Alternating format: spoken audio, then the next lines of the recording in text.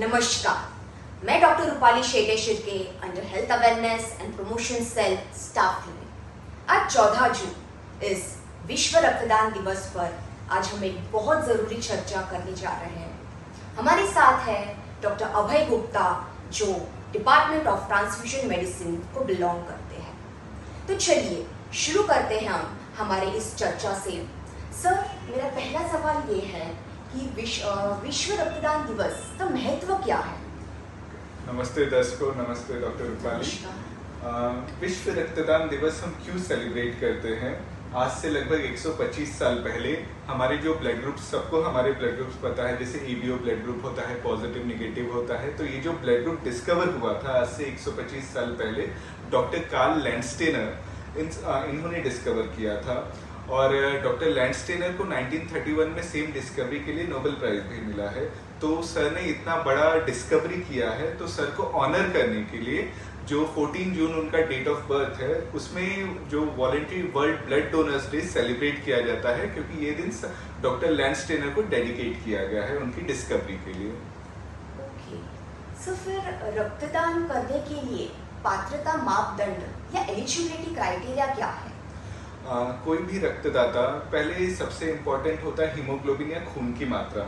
Haemoglobin minimum जो है 12.5 grams पर डेसीलीटर, वो हमारा जो जब भी आप रक्तदान करने आएंगे तो वो रक्त केंद्र चेक करता है। उसमें आपको कहीं बाहर से चेक कराने की जरूरत नहीं है। अगर हीमोग्लोबिन या खून की मात्रा 12.5 ग्राम्स पर डेसीलीटर से ज्यादा है तभी आप रक्तदान कर सकते हैं। उसके बाद जो होती है, हमारी उम्र कितनी होनी चाहिए। हमारी उम्र मिनिमम 18 साल कंप्लीट होनी चाहिए। जैसे कोई भी रक्तदाता है 18 साल से 65 साल तक, 18 to 65 ईयर्स तक वो रक्तदान कर सकते हैं। इसके बाद हम इन जनरल चाहते हैं कि जो रक्तदाता है पूरा स्वस्थ होना चाहिए, कोई बीमारी या कोई दवा नहीं लेना चाहिए। लेकिन अगर इस केस में कोई रक्तदाता कोई दवा ले रहा है या उनका कोई बीमारी है, तो इस केस में आप अपने आप को खुद से डेफर या ये मत सोच लीजिए कि आप रक्तदान करने के लिए योग्य नहीं है। आपको कोई भी डाउट है, आप अपने नियरेस्ट जो लाइसेंस ब्लड सेंटर है, रक्त केंद्र है, या जो हमारे बहुत सारे रक्त कैंप होते रहते हैं, वहां पे आप आके डॉक्टर से मिलिए और हम डिस्कस कर सकते हैं कि आप रक्तदान कर सकते हैं, नहीं कर सकते। उसके बाद आपकी मेडिकल हिस्ट्री के हिसाब से हम डिसाइड करेंगे कि आप रक्तदान कर सकते हैं या नहीं कर सकते। ओके, सो फिर ऐसे क्यों कहा जाता है कि डायबिटीज व्यक्ति, हाइपरटेंसिव व्यक्ति ये रक्तदान नहीं कर सकते? ऐसे कुछ मिसकंसेप्शन है जो जनरल पॉपुलेशन में है, जैसे ही कोई डायबिटीज वाला व्यक्ति है या ब्लड प्रेशर वाला व्यक्ति है वो रक्तदान नहीं कर सकता है। डायबिटीज में अगर आप जो दवा ले रहे हैं, आप इंसुलिन नहीं ले रहे हैं और जो सिर्फ दवाओं से आपका डायबिटीज वेल कंट्रोल्ड है, आप रक्तदान कर सकते हैं। आप ब्लड प्रेशर की मेडिकेशन की दवा ले रहे हैं और उससे आपका ब्लड प्रेशर कंट्रोल्ड है तो भी आप रक्तदान कर सकते हैं। तो इस केस में जब भी आप रक्तदान करने के लिए आएंगे तो लास्ट 1 महीने में आपकी जो दवा की मात्रा है ना, कम ज्यादा कुछ होनी नहीं चाहिए, मतलब दवा वैसी ही रहनी चाहिए और आपका ब्लड प्रेशर या डायबिटीज कंट्रोल में होना चाहिए, तो आप रक्तदान कर सकते हैं। इससे as a donor, as a रक्तदाता आपको कोई भी तकलीफ नहीं होगी। सर, फिर रक्तदान की प्रक्रिया क्या है?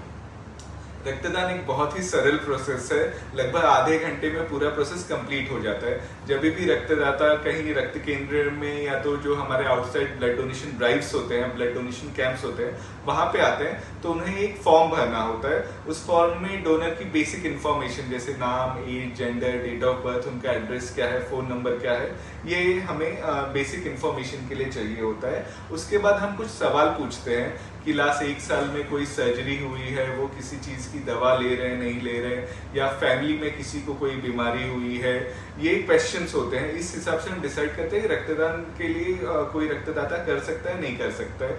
उसके बाद जो हमारे फॉर्म में कुछ इन्फॉर्मेशन होती है कि रक्तदान क्यों करना चाहिए, इस रक्तदान से पेशेंट को क्या फायदा हो सकता है, वो सारी इन्फॉर्मेशन भी होती है। तो ये जब रक्तदाता रक्त का फॉर्म भर लेता है, उसके बाद रक्तदाता एक शॉर्ट मेडिकल एग्जामिनेशन के लिए जाता है। तो वहां पे उनका हीमोग्लोबिन चेक किया जाता है, ब्लड प्रेशर चेक किया जाता है। वहां पे जो डॉक्टर होते हैं वो उनकी मेडिकल हिस्ट्री एक बार रिकन्फर्म करते हैं। इस केस में रक्तदाता को कोई क्वेश्चंस हो, कोई डाउट्स हो, तो वो डॉक्टर से कंफर्म कर सकते हैं। और डॉक्टर को कोई क्वेरीज हो रक्तदाता की हिस्ट्री के बारे में तो वो पूछ सकते हैं। अगर मेडिकल एग्जामिनेशन में सब कुछ बराबर है तो रक्तदाता आगे जाके रक्तदान कर सकता है। ओवरऑल जब हम रक्तदान की बात करें तो सिर्फ 5 से 10 मिनट का ही समय लगता है और ये प्रोसेस में रक्तदाता को कोई ऐसे बहुत तकलीफ नहीं होती है। एक बार जब रक्तदान हो जाता है तो रक्तदाता अल्पाहार रिफ्रेशमेंट के लिए जाता है और थोड़ा सा नाश्ता करता है। ये नाश्ता करने में भी लगभग 5 से 10 मिनट का समय लगता है। उसके बाद रक्तदाता फ्री है, वो रक्त केंद्र को से जा सकते हैं और उसके बाद उन्हें एक सर्टिफिकेट भी दिया जाता है। तो ओवरऑल हम देखें तो लगभग पूरे प्रोसेस में आधे घंटे का समय लग रहा है, जबकि रक्तदान में सिर्फ 5 से 10 मिनट का समय लग रहा है। ओके, सर फिर ऐसा मतलब मुझे बताइए कि रक्तदान करने वाले ये रक्तदान हर कितने दिन बाद या कब कब कर सकते हैं?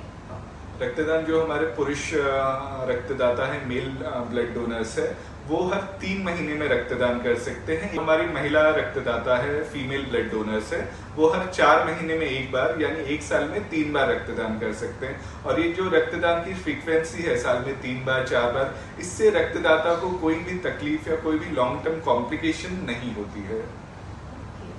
तो फिर ये रक्तदान एक व्यक्ति का रक्तदान ये कितना लाभदायक होता है लोगों के? अभी रक्त की जरूरत किसे है वो इसमें आता है। जैसे आपने सुना होगा हीमोग्लोबिन या अनीमिया, जिसमें रक्त की कमी हो जाती है, खून की कमी हो जाती है, वो सबसे कॉमन रीजन है जब पेशेंट को ब्लड या खून चढ़ाना होता है। अभी हीमोग्लोबिन कम क्यों होता है? कोई अगर क्रॉनिक बीमारी है, जैसे कोई किडनी की बीमारी है, लीवर की बीमारी है, उस केस में रक्त की जरूरत होती है। किसी का कोई एक्सीडेंट हो गया है, उस केस में पेशेंट की सर्जरी होने वाली है, पेशेंट प्रेग्नेंट फीमेल है, उनकी डिलीवरी होने वाली है, इस केस में हमें खून की जरूरत पड़ती है। आपने एक बीमारी का नाम सुना होगा, थैलेसीमिया। अभी थैलेसीमिया वाले बच्चों को लगभग हर 15 से 20 दिन में एक बार रक्त चढ़ाने की जरूरत होती है। कुछ ऐसे केसेस होंगे जैसे आपने सुना होगा मलेरिया और डेंगू में एक रक्त घटक होता है, प्लेटलेट, वो कम हो जाता है। वैसे ही जो कैंसर की कीमोथेरेपी है उसमें भी प्लेटलेट कम हो जाते हैं। तो उस केस में जहां प्लेटलेट कम हो रहे हैं वहां पे एक रक्त का स्पेशल घटक प्लेटलेट देने की भी जरूरत पड़ सकती है। तो ऐसे जैसे जिस पेशेंट को जिस चीज की जरूरत है उस रक्त घटक को पेशेंट को दिया जाता है।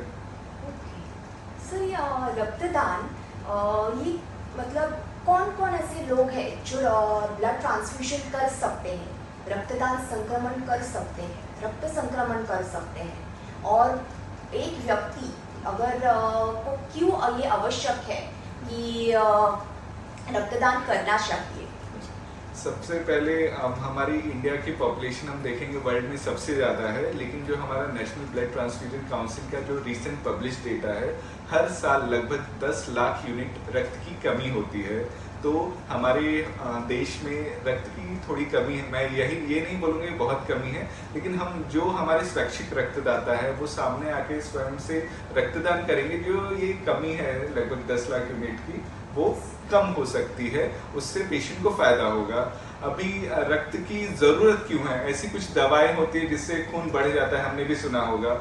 लेकिन जब पेशेंट को, जैसे पेशेंट का एक्सीडेंट हुआ है, पेशेंट की सर्जरी हो रही है, दवाओं से हीमोग्लोबिन बढ़ाने में कुछ समय 1 से 2 हफ्ते का या उससे ज़्यादा का समय लग सकता है। अगर एक्यूट केस में पेशेंट को तुरंत ज़रूरत है, उस केस में सिर्फ पेशेंट को रक्त ही दिया जा सकता है या प्लेटलेट दिया जा सकता है, जिस चीज़ की कमी हो। अब ऐसा है कि हमारे पास ऐसी कोई दवा या कोई रक्त का सब्स्टिट्यूट नहीं है जो इमीडिएटली ब्लड की जगह हम कोई ऐसी दवा नहीं दे सकते। आज हम लगभग चंद्रयान, हम मंगलयान पे भी पहुंच गए हैं, लेकिन ऐसा हमने कोई दवा या ऐसा कोई रक्त का सब्स्टिट्यूट नहीं बना जो एक्यूट इमरजेंसी केस में रक्त को सब्स्टिट्यूट या रक्त को रिप्लेस कर सके।